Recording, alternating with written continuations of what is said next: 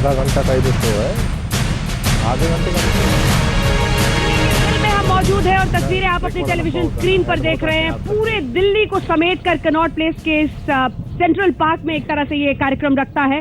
तिरंगे तले आज हम ये बहस कर रहे हैं और उसी की तस्वीरें लगातार हम आपको दिखा रहे हैं बार बार, कम से कम शो से में आते हुए जाते हुए, ताकि आप भी अगर आप घर में मौजूद हो तो दिल्ली को महसूस कर सकें यहाँ पर जो हम देख रहे हैं। लेकिन ये एक बच्चा भी सामने आया था और ये एक सवाल आप तीनों से पूछना चाहता है, ठीक है, कि हर पार्टी में लड़ाई क्यों होती रहती है?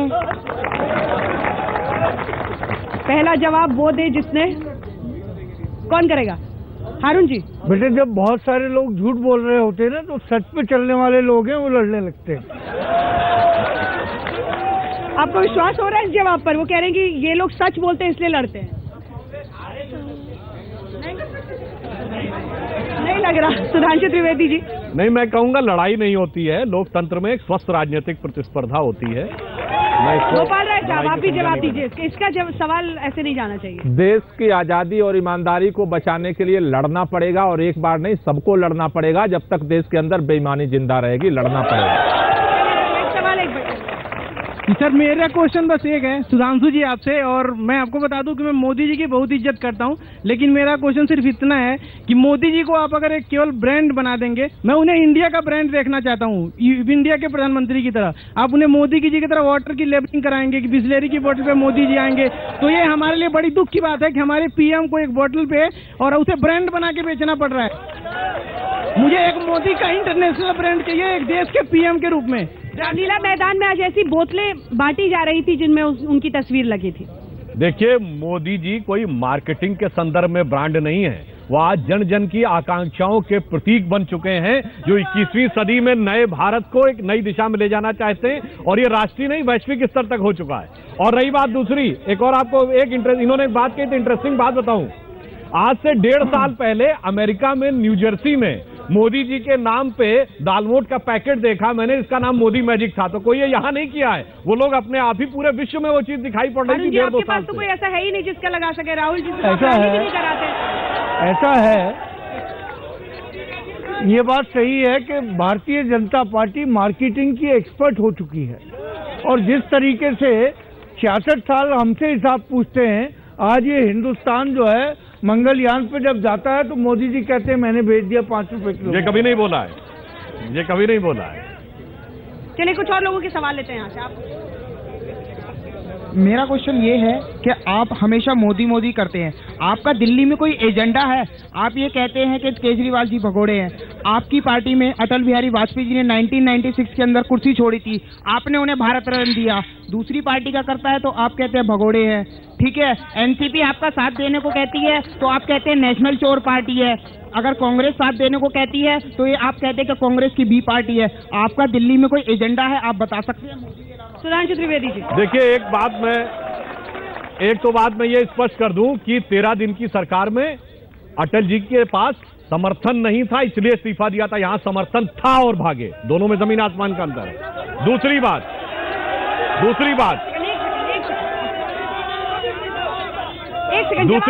ठीक है, आप असहमत हो सकते हैं, सुन लीजिए। अरे काहे उन चोरों का साथ लिए थे भाई, काहे उनका साथ लिए थे? दूसरी बात, जो आपने कहा कि एक एजेंडा, अरे भाई एजेंडा तो साफ दिख रहा है। आम आदमी पार्टी एक नई राजनीति शुरू कर रही है, एक नया एजेंडा है। वो क्या है? अरे भाई इनकी पार्टी के लिए। अरे आपका क्या एजेंडा वो पूछ रहे हैं, मेरा बता रहा हूँ जब पूछो आप, मैं बता रहा हूँ। देखिए, इनका एजेंडा कितना अभिनव है। नहीं, ये पार्टी बाकी पार्टियों से अलग है। अरे अपना एजेंडा पार्टी के, अरे मैं बता रहा हूँ, अपना बताओ आप। अरे हमारा एजेंडा तो ये है कि 10 साल में यूपीए की सरकार में जब देश की औसत विकास दर दिल्ली में भाजपा चाहती और दिल्ली में मैंने आपको ये बात बता दिया कि आपने अपने टाइम बताइए, FIR आपने करवाई शीला दीक्षित के नाम पर।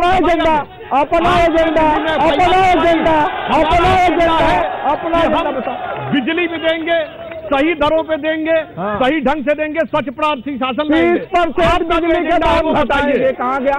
और दूसरी बात, 1 मिनट, देखिए मुझे अपनी बात पूरी करने दीजिए, बीच में हस्तक्षेप मत करिए। जब आपका टर्न आया आप बोल लीजिएगा। मैं अपनी एक बात कहना चाहता हूँ, 4 बच्चे पैदा करो और उनकी परवरिश मोदी जी करेंगे। लब जिहाद अरे भाई, हमारे तो सांसदों ने कोई बयान दिया, उन्होंने खंडन कर दिया, उसके बाद उन्होंने माफी मांग ली। पूरी बात होने दीजिए, पूरी बात होने दीजिए। और यहाँ पर यूपीए के शासनकाल में प्रधानमंत्री खड़े होकर बोलते हैं मुस्लिम should have first right over the national resources of India, और उसके ऊपर अड़े रहते हैं। ये सेक्युलरिज्म है। प्रधानमंत्री बोल रहा है और उसके बाद अड़े हुए। भारतीय जनता और पार्टी गृहमंत्री ने कहा हिंदू आतंकवाद, जिसके लिए हाफिज सईद ने पाकिस्तान से बधाई दी। एक्सपोज हो रहे हैं। गृहमंत्री और प्रधानमंत्री ऐसी बातें बोलते हैं और उसके बाद आप हमसे प्रश्न पूछते हैं, जबकि वो खेद भी व्यक्त कर चुके, मना भी कर चुके। ये न्याय संगत नहीं है। चलिए कुछ और लोग। आपका एजेंडा है कि झूठ बोलो। आज महंत आदित्यनाथ कोई बात कहें, साक्षी महाराज कहें, वो जो साध्वी जी आई थी जिन्होंने रामदादों की बात की थी, इस तरह के बयानात देने के बाद आप उसे कंडेम कर देते हैं 10 दिन के बाद। आप क्या, किस तरह की राजनीति इस देश को देना चाहते हैं? आपका एजेंडा क्या है?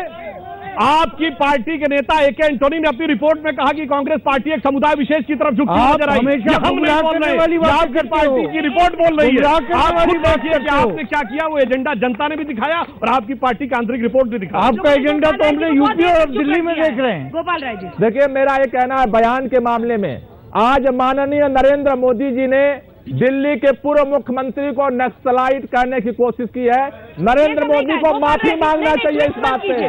नरेंद्र मोदी को माफी मांगना चाहिए। मत कीजिए, वो खुद कहते हैं मैं अनार्किस्ट हूँ। उन्होंने कहा अगर अनार्किज्म ही करना है तो जाइए नक्सलियों के साथ काम कीजिए। जिन्होंने गणतंत्र दिवस का बहिष्कार किया, देश के इतिहास में नरेंद्र मोदी दिल्ली की जनता का अपमान कर रहे हैं। भारतीय जो पानी का दाम घटाता है नक्सलाइट है, जो महिलाओं की सुरक्षा करता है नक्सलाइट है, जो बिजली का दाम घटाता है नक्सलाइट है, नक्सलाइट है। जिन्होंने सोनी सॉरी को टिकट दिया, जो नक्सली आतंक के में सजाए आता है, जो बेल के ऊपर है, उनको आपने टिकट दिया। गणतंत्र दिवस से आपातकाल में भी हमने गणतंत्र दिवस का विरोध नहीं किया।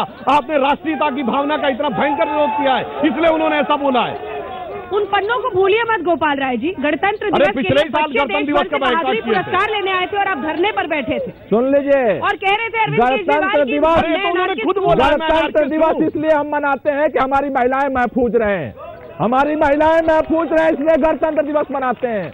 ये सब कहने की बातें, भाषण के लिए करने अलग की अलग बातें होती हैं। जो हमने कहा वो हमने किया। मेरा सवाल बीजेपी से है। उन्होंने पिछले लोकसभा चुनाव में कहा था हम दिल्ली को पूर्ण राज्य का दर्जा दिलाएंगे। 1993 से वो लोग कोशिश कर रहे हैं। अब केंद्र सरकार में आने के बाद बीजेपी चुप होगी बिल्कुल। मोदी जी क्यों बच गए? अरे भाई, नई सरकार आने दीजिए, विधानसभा में वो विषय आने दीजिए, उसके अनुसार जो विधि सम्मत कार्रवाई होगी वो होगी विधानसभा। अरे भाई, 10 साल इनकी सरकार रही प्रदेश और केंद्र में, इनसे पूछिए ना। हमारी तो विधानसभा आएगी, हमारी प्रदेश और केंद्र दोनों में सरकार होगी, हम जवाब देंगे। सवाल पूछना चाहता है कोई? आइए। मेरा सवाल on behalf of all women in Delhi, आपने वो उबेर केस जो देखा, उसने हम सारी मिडिल क्लास फीमेल्स जो बाहर के शहरों से आके यहाँ रह रही है, उन्हें झंझोड़ दिया है। एक लाइफलाइन थी वो हमारे लिए, दिन रात सुबह एयरपोर्ट जाना हो या सुबह की ट्रेन शताब्दी पकड़नी हो, हम सब के लिए वो कैब सर्विस बहुत इम्पोर्टेंट है एज वुमेन। उसका कोई स्टैंडर्डाइजेशन अगर आप ऊपर से पुश करना चाहें तो बहुत ज्यादा रेगुलेटेड हो सकता है। हुआ नारी पर वार, अब नहीं होगा अत्याचार, सब भूल गए। अब चुनाव करीब आ रहे, महिलाओं को भूल गए। 16 दिसंबर का इंतजार करेंगे। अरे भाई, महिलाओं के लिए उबेर घटना के बाद ही दिल्ली पुलिस ने एक स्पेशल ऐप बनाया है, हिम्मत ऐप, जिसके के द्वारा किसी भी महिला को कोई भी ऐसी परिस्थिति हो, विद इन फ्यू सेकंड्स उसके पास मदद पहुंचेगी। गोपाल राय जी, तो हमने ये व्यवस्था तो बनाई है। गोपाल राय जी, पहली बात यह है, दिल्ली के अंदर जब तक बलात्कारी संसद में बैठाओगे, टिकट देकर के लड़ाओगे, महिलाएं सुरक्षित नहीं होगी। राजनीति को साफ करो, गंदगी साफ करो, महिलाएं सुरक्षित हो जाएंगी। सोमनाथ भारती जी क्या कर रहे थे? सोमनाथ भारती जी को राष्ट्रीय अंतर्राष्ट्रीय स्तर पर हड़ताल पड़ी और उन्होंने अपना महिलाओं का अपमान कर दिया। सोमनाथ भारती ने अपना लाइसेंस विड्रॉ कर लिया क्योंकि उन्हें पता था कि आखिर में जाके इस कारण के कारण उनका लाइसेंस। गोपाल राय जी, राजनीति आप कर रहे हैं। एक वकील होकर कानून का सम्मान नहीं, पुलिस का सम्मान नहीं, मैं जो कह रहा हूं वही करिए। अरे यही लालू और मुलायम करते हैं यूपी बिहार में। मेरा सवाल आम आदमी पार्टी से है। कुछ अभी जब आपकी 7 हफ्ते की सरकार चली थी तब कुछ ऐसी परिस्थितियां खड़ी हो गई थी जिस वजह से आपको सरकार छोड़नी पड़ी। अगर दोबारा ऐसी परिस्थितियां खड़ी होती तो क्या आप सरकार छोड़ देंगे दोबारा? ये सवाल तो बस पीछा नहीं छोड़ता। दिल्ली में 28 नहीं, इस बार 56 सीट लेकर आ रहे हैं और 5 साल सरकार चलाएंगे, टेंशन मत लो कोई। 5 साल रहेंगे, इसीलिए पोस्टर्स पे लिख दिया है उन्होंने 5 साल केजरीवाल। ठीक है, इधर से एक सवाल लेते हैं, एक शख्स मेरा सवाल जो है कांग्रेस की सरकार से है कि अब मोदी साहब जब इतना काम कर रहे हैं और हमारे यूथ के लिए सारी की सारी जॉब्स आ रही हैं, पैसा आ रहा है, बाहर की कंट्री में इतना नाम हो रहा है, उसके बाद भी, इतने घोटाले करने के बाद भी बीजेपी सरकार इतनी बड़ी बड़ी बातें कैसे कर सकती है? मतलब हम आज की डेट में अगर यूथ के हिसाब से बात करें तो हमारे लिए जॉब अपॉर्चुनिटी बहुत आ रही है। तो ये सब चीजें अगर कांग्रेस की सरकार में आती तो हम भी डेफिनेटली उनको वोट देते। तो शायद ये एक कारण रहा है कि हम आज के टाइम पे बीजेपी के साथ खड़े हैं। ये राय थी, इसमें सवाल शामिल नहीं था, लेकिन गोपाल जी कुछ बोलना चाह रहे हैं तो बोल लीजिए। 60 साल जो नौकरी करने वाले थे उसके 58 होने वाले हैं दिल्ली में और 55,000 नौकरियां बाकी हैं।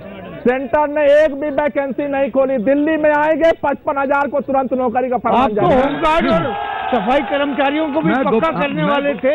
आपने उन्हें 4 दिन में कितने नारे और कितने वादे देंगे आप? आपके पास तो पूरे परमानेंट। अरे हमने 49 दिन कराया सर, आप 7 महीना हो गए, आप बोलो मत।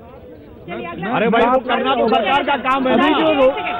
सुधांशु जी, अभी जो गोपाल राय जी रोजगार की बात कर रहे थे, दिल्ली के अंदर जो गेस्ट टीचर्स थे, होमगार्ड्स थे, जो सफाई कर्मचारी थे, इन्होंने कहा एक बार हम सत्ता में आए तो 1 महीने में सबको जो है पक्का नौकरी कर दिया। 36,000 बोलना बंद करें। एक सवाल यहाँ से ले। मैं गोपाल राय जी से पूछना चाहता हूँ कि आप अपनी पार्टी का ना आम आदमी पार्टी की बजाय धरना पार्टी क्यों नहीं रख देते? क्योंकि आप अव्यवस्था फैलाते हैं 2-2 महीने तक। आपने जो 2 महीने शासन करा उसमें अव्यवस्था फैलाई, इवन गणतंत्र दिवस पे आपने अव्यवस्था फैलाई धरना देकर। आम आदमी पार्टी आम आदमी के लिए धरना भी देगी और आम आदमी की मान सम्मान की सुरक्षा भी करेगी और आम आदमी के बिजली के दाम भी घटाएगी, आम आदमी को पानी पहुंचाएगी, सब काम करेगी। एक सवाल यहाँ से। मेरा भारतीय जनता पार्टी से सवाल है, जैसे एक अनऑथराइज कॉलोनी के लिए अध्यादेश लाया गया, जैसे कि इमरजेंसी में लगती है, हैंडीकैप कोटे की बूथ को एमसीडी में लूट मच गई जहां की बीजेपी की सत्ता है और उसके लिए हमने अब तक कितने संघर्ष किया है, कोई सुनवाई नहीं होती। क्या इसके लिए मोदी सरकार इस मंच से क्या बोला? मुझे प्रश्न सुनाई नहीं पड़ा, क्या बोला आपने? मेरा हैंडीकैप के लिए अलग से अध्यादेश के जरिए जो एक सेकंड स्पेसिफिक सवाल है प्लीज, एक सेकंड। हैंडीकैप कोटे की जो रिजर्व कोटा होता है उसमें एमसीडी में बीजेपी की सत्ता है वर्षों से, उसके लूट मच गई जिसका मैं संघर्ष करता आया हूं कि गैर कानूनी धंधा रोका जाए।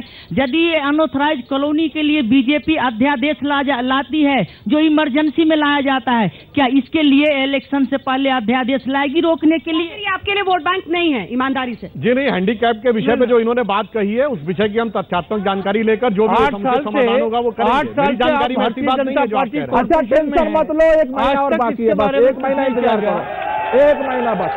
1 महीने के बाद दूध का दूध पानी का पानी हो जाएगा। 1 महीना ऐसे ही चुनाव से पहले कहते थे, लोकसभा से पहले। हमारा तीनों पार्टियों से क्वेश्चन है कि हम आम जनता दिल्ली के हैं, हम वोट देने से पहले जानना चाहते हैं कि हमारे तीनों पार्टी के मुख्यमंत्री पद के उम्मीदवार कौन है। सुधांशु त्रिवेदी जी। अरे भाई हम एक मुद्दे और देखिए, हमें आपको इस पे भी एक बात बता देता हूँ। वो जानना चाहता है ना? मैं बिल्कुल बता रहा हूँ, मुझे पूरी बात करने दीजिए, फिर बीच में हस्तक्षेप मत करिएगा। देखिए ऐसा है कि इनके मुख्यमंत्री पद के उम्मीदवार हैं। अब भाई देखिए, अब 1 मिनट बात पूरी कर लेने दीजिए। मुख्यमंत्री पद के उम्मीदवार हैं बड़े स्पष्ट सामने, ठीक है। हम कह रहे हैं हम पार्टी के आधार पर लड़ रहे हैं। लोकसभा में क्यों नहीं लड़े? अरे मुझे अपनी बात लोकसभा में क्यों नहीं लड़े? लोकसभा में क्यों नहीं लड़े? मुझे पूरी अपनी बात करने दीजिए। ये तरीका ठीक नहीं है कि आप बीच में हस्तक्षेप करें। मैं कह रहा हूं हालत क्या है, आपने कहावत सुनी होगी, मैं अकेला चला था और कारवां बनता गया। मोदी जी क्या थे? अब हकीकत ये है, इनके साथ स्वामी अग्निवेश किरण बेदी से लेके भादुड़ी से लेके कौन आपके अश्विनी उपाध्याय से लेके ताजिया इल्मी से लेके कुमार विश्वास, अरे अपना कुनबा नहीं संभाल पाए, अकेले होते चले गए तो देश को क्या संभालेंगे? अरे अपनी पार्टी नहीं संभाल पा रहे हैं और प्रदेश संभालने का दावा। और हर इनके नेता ने जो इनके संस्थापक मेंबर थे उन्होंने आरोप लगाया है कि इन्होंने अधिनायकवादी प्रवृत्ति है, किसी को बात नहीं कहने देते। इनके नेता केजरीवाल, इनके हर साथी ने आरोप लगाया जो आपके साथ खड़े थे, उन्होंने इस ढंग का आरोप लगाया। तो जवाब अपने अंदर ढूंढिए। जरूरी नहीं है पार्टी के लिए कि वो चेहरा दिखाए, हम नीतियों पर लड़ रहे हैं और पार्टी के, अरे वो चेहरा पार्टी में एक्सेप्टेबल नहीं रहा भाई। सब कुछ देखने के लिए तो नरेंद्र मोदी का चेहरा है ही। दिल्ली के दिल में क्या है, जारी एक छोटे ब्रेक के बाद आप देखते रहिए आज तक। बेसिकली मैं एजुकेशन लाइन से हूँ, मैं आई एम डायरेक्टर ऑफ ए। सवाल पूछें सर। हाँ जी। तो एजुकेशन लाइन से हूँ, मैं ये जानना चाहता हूँ कि जैसे एम्प्लॉयमेंट, कांग्रेस का शासन था 10 साल, एम्प्लॉयमेंट का बुरा हाल हुआ, काम धंधों का बुरा हाल हुआ, इन्फ्लेशन इतनी हो गई। मैंने इनके तो देखे नहीं, इनका जो भी 20-40 दिन जो भी था। बीजेपी से क्वेश्चन है कि एम्प्लॉयमेंट को बढ़ाने के लिए, जैसे अब डेवलप हो रहा है, कंट्री डेवलप हो रही है, युवाओं को नौकरी चाहिए, कैसे आएंगी?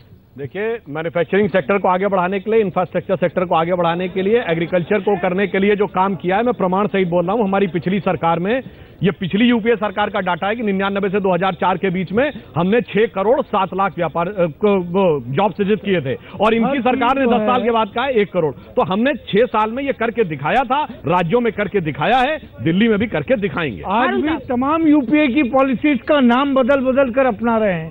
तो आज देश के लोग इस बात का स्वागत करना चाहिए, इंतजार कर रहे हैं कि जो 15 लाख रुपया हर एक के खाते में आने थे चुनाव से पहले, जो बात कही गई कि 25 लाख करोड़ रुपया स्विस बैंक में है, उसका आज कोई बोलने वाला नहीं है। अरे जो खाते में लूट के ले जाने वाले लोग हिसाब मांग रहे हैं कि हमारे पास अभी जो लेके गए वो हिसाब मांग रहे हैं। किस तरीके से बेवकूफ बनाएंगे आप? मोदी जी बताते आज कि अच्छे दिन कब आने वाले हैं और विदेशों से काले धन कब आने वाले हैं। दिल्ली वाले आज सोच रहे हैं। कीजिए, लेकिन एक सेकंड, आप उन पर खूब कटाक्ष कीजिए, लेकिन धरने से आ जाएंगी क्या नौकरियां? धरने से भी आएंगे और शासन से भी आएंगे, धरना भी देंगे और 5 साल सरकार भी चलाएंगे। पूर्ण बहुमत लाओ, 5 साल सरकार चलाओ। सुधांशु जी देखिए,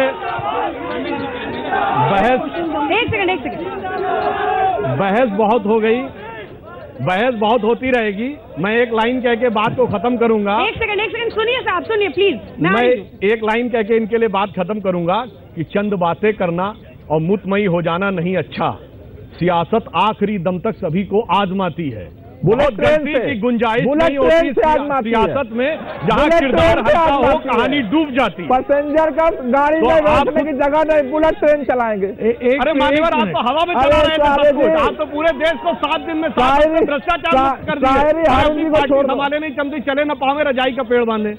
मैं आखिर में जल्दी से हारून साहब, मैं आखिर में सुधांशु जी को और भारतीय जनता पार्टी के नाम ये शेर कहना चाहता हूँ, वाह, कि दामन पे कोई दाग न खंजर पे कोई बूंद, दामन पे कोई दाग न खंजर पे कोई बूंद, तुम कत्ल करो हो कि करामात करो हो। ये भाई मुझे भी सुनाना है। अंजना इधर सवाल है, क्योंकि पिछली बार काले धन पर भी सवाल, भाई लेकिन सभी पार्टियों को नहीं भूलना चाहिए कि पिछली बार महिला सुरक्षा, काला धन, ऐसे बहुत बड़े बड़े मुद्दे थे जिन पर चुनाव लड़े गए थे। काले धन पर कोई सवाल पूछना सभी। सर, सुधांशु जी से मेरा सवाल है कि हमारे घर में 5 मेंबर है, हमारा 15 लाख कब आने वाला है? हमें बिजनेस शुरू करना है जल्दी से जल्दी। 15 लाख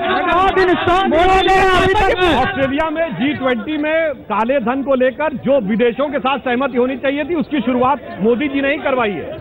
नहीं, वो कह रहे हैं कि रोज सुबह उठ के बैंक देखते हैं कि 15 लाख आया नहीं आया। हाँ, तो मैं कह रहा हूँ ना, विदेश से पैसा लाने के लिए जितनी भी वैधानिक अड़चनें उसको दूर करने के लिए ऑस्ट्रेलिया की G20 समिट में काले धन का एजेंडा सारे 20 देशों ने मोदी जी के कहने पे इंक्लूड किया है, और जैसे ही वो व्यवस्था सुनिश्चित होगी, निश्चित रूप से आपको उस चीज का भी निर्णय दिखाई पड़ेगा।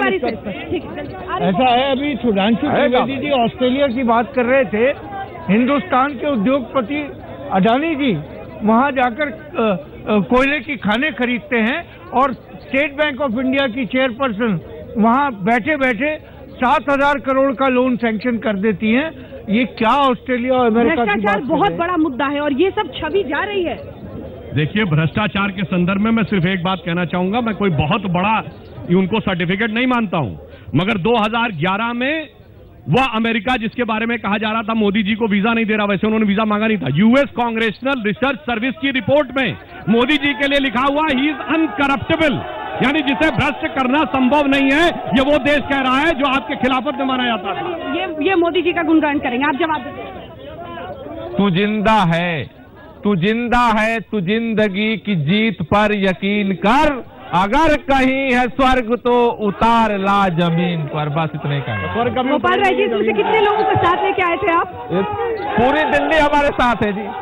इसी के साथ हमारे इस कार्यक्रम में इतना ही, लेकिन इतना जरूर कहेंगे कि कुल मिलाकर जो तस्वीर अब उभर कर आ रही है, इन तमाम पार्टियों को ये समझना होगा कि सिर्फ शख्सियतों की जंग अगर ये से घोषित कर देंगे मोदी वर्सेस केजरीवाल तो नहीं चलेगा।